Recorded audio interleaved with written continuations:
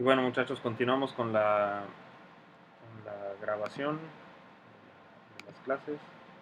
Esta es la segunda grabación, entonces denme un segundo para poner el cursor. Este, esta promete ser una clase corta, no va a ser una clase muy larga. Y al final les voy a dejar una actividad, una pregunta que tienen ustedes que responder. Y, y bueno, ya la van a estar revisando. Muy bien, déjenme poner el cursor. Y bueno, teníamos esta representación entonces que es el homúnculo y seguramente ustedes lo vieron en su materia de sistema nervioso, la representación de cada región corporal, tanto en sensitiva como motriz, en la corteza cerebral. ¿Sí? Muy bien, ¿cuáles son los mecanismos de la neuroplasticidad o cómo es que se lleva a cabo este proceso neuroplástico? Es lo que vamos a analizar a continuación. El primero que vamos a analizar es... denme un segundo, por favor.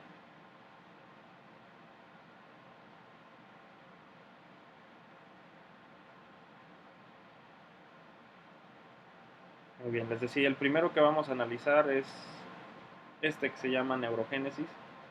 La neurogénesis, precisamente, su nombre también lo indica, es una formación de nuevas células neuronales. ¿Sí? ¿Qué quiere decir? Que cuando yo escuche este concepto, voy a estar hablando o voy a estar escuchando que estamos hablando entonces de un proceso en el que se forman nuevas células neuronales o nuevas neuronas. Recuerden, como les mencionaba ahorita, las células del sistema nervioso pueden ser neuronas o las células de sostén, que son las células gliales. En este sentido, pues las células gliales en ocasiones reciben su propio nombre y se le denomina gliogénesis. Pero en términos generales podemos hablar que la neurogénesis se aplica tanto para neuronas como para las células de la glía. Se ha identificado precisamente que este tipo de proceso, que es la neurogénesis, se lleva a cabo en las estructuras como el bulbo olfatorio, en el tronco cerebral, perdón, en el hipocampo y en la corteza cerebral. ¿De en qué consiste la neurogénesis? Precisamente pues consiste en la presencia de un precursor neuronal o lo que ustedes seguramente han estudiado en clases previas como biología celular, que son las células multipotenciales o células, o un linaje específico de células madre, no denominado correctamente como células madre, ya en otro tema podríamos aclararlo un poco más, pero son células que son no diferenciadas o no específicas, que pueden dar formas distintas o que pueden formar distintos tipos de células. Y en este caso su precursor neural no diferenciado, forma células nerviosas tanto para las neuronas como para las células gliales o células de sostén. Estos precursores neuronales pues, se encuentran dentro del tejido nervioso, en ciertas porciones, ciertas regiones y específicas del sistema nervioso. Forman precisamente esto, que es un precursor más específico de las neuronas maduras, el neuroblasto y el glioblasto. Son células ya más especificadas, pero no células maduras todavía, y una vez que se lleva a cabo la maduración, pues este precursor neuronal termina formando una neurona o una célula de sostén, célula de la glía, como puede ser una célula de Schwann, como puede ser un astrocito, etc. ¿Sí? Entonces, esta formación de nuevas células, que se denomina neurogénesis, puede ocurrir en regiones distantes a la región de la lesión. ¿Qué quiere decir? Que esta célula o este precursor neuronal, si se encuentra en una región lejana a la lesión, puede formar la neurona y migrar, cuando es todavía un neuroblasto, migrar hacia la región de lesión y ahí madurar como una neurona funcional, completamente funcional. ¿Sí? Este es el primero, entonces, formación de nuevas neuronas. El segundo se denomina colateralización, ese es el segundo mecanismo, la segunda forma de neuroplasticidad. Se denomina colateralización o sinaptogénesis reactiva. ¿Sí? Aquí es muy importante diferenciar que el término sinaptogénesis significa nuevas conexiones sinápticas, y eso ocurre en el día a día, eso ocurre siempre.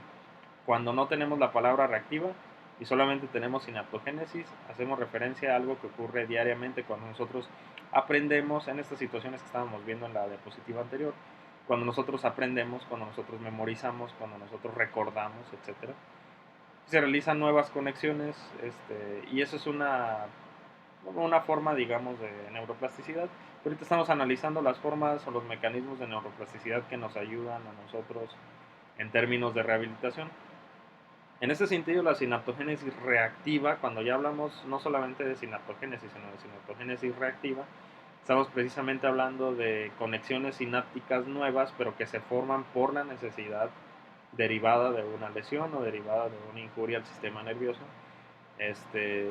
Y es uno de los mecanismos precisamente, crear nuevas conexiones. Cuando no se puede crear en tiempo y forma una nueva célula o un nuevo grupo de células por la cantidad, por la región, etcétera, pues se lleva a cabo una nueva conexión, llamada también colateralización, por este mecanismo que vamos a analizar en un momento. Como les decía, entonces, forma ramificaciones, es el objetivo, formar ramificaciones a partir de axones ilesos. Los axones que no tienen ningún daño son los que compensan la actividad perdida del axón dañado o de la conexión dañada. Entonces tenemos aquí esta imagen para explicar cómo es la colateralización. Esto que estamos viendo aquí nosotros son dos conexiones de dos neuronas distintas. Cuando digo dos neuronas distintas, pues me refiero a que son singularmente dos neuronas separadas, pero vamos a ver ahorita que hay dos formas de colateralización, que son homotópica y heterotópica, pero ahorita vamos a pasar para allá. Y este tipo de neuroplasticidad, o este mecanismo de neuroplasticidad, precisamente ocurre de esta forma: cuando hay un daño en una de las neuronas que tiene alguna conexión, o en un grupo de neuronas que tiene alguna conexión, pues lo que se realiza es otra conexión a partir de otro grupo de neuronas o de otra neurona para compensar este daño perdido. Entonces vemos que aquí ya no hay conexión como solía verlo en esta imagen previa, pero se compensa por otro tipo de ramificaciones, o este tipo de ramificación específica que vemos aquí, que se denomina como ramificación colateral, esto que tenemos en esta imagen, ¿sí? Los dos tipos principales pues son homotópica y heterotópica, y esto solamente nos indica que ocurre entre células del mismo tipo, o entre neuronas del mismo tipo, o entre neuronas de tipos y regiones distintas, ¿sí? Pero que funcionalmente son viables para la actividad perdida, y se puede comenzar a recuperar cualquier tipo de actividad que se haya perdido, háblese cognitiva, de memoria, motriz, sensitiva, etcétera, ¿sí? Y el tercer tipo que vamos a analizar precisamente es el de regeneración axonal. Aquí no tenemos colateralización, lo que tenemos es que esta misma conexión que se había perdido acá vuelve a nacer de la misma neurona cuando hay pérdida axonal. Esto es muy importante remarcar, que es de axones, no de neuronas completas, no de grupos de neuronas, sino de axones. ¿Dónde se lleva a cabo más? Pues se lleva a cabo mayormente en el sistema nervioso periférico. Cuando nosotros, bueno, no sé quién de ustedes le habrán hecho alguna cirugía en algún momento, que pierden ligeramente la sensibilidad por daño periférico en alguno de los nervios, en alguna ramificación pequeña de los nervios. Conforme pasa el tiempo, pues se habrán dado cuenta que la pueden ir recuperando. Esto precisamente es por la regeneración axonal que ocurre en el sistema nervioso periférico. Y pues bueno, ocurre a cierta velocidad y no es precisamente viable en todos los casos que se regeneren axones largos o axones en nervios largos y se recupere en función tanto sensitiva como motriz.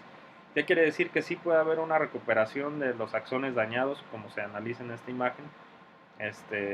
Se daña la conexión, en el ejemplo de esta imagen es entre una neurona y una fibra muscular.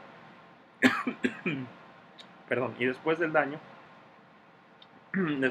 vemos cómo por la proliferación celular se puede llevar a cabo la regeneración de estas células, de estos axones, o de esta porción de las células que son los axones. ¿Cuáles son las células que proliferan? Pues son las células de Schwann, las que se encargan de cubrir los axones. Recuerden que las células de Schwann son las productoras de mielina en el sistema nervioso periférico. Ocurre en mucha menor proporción en el sistema nervioso central, de hecho en una proporción bastante menor en el sistema nervioso central. No se han identificado muchos mecanismos de regeneración axonal, ¿sí? Muy bien, entonces voy a pausar la grabación para hacer una tercera grabación.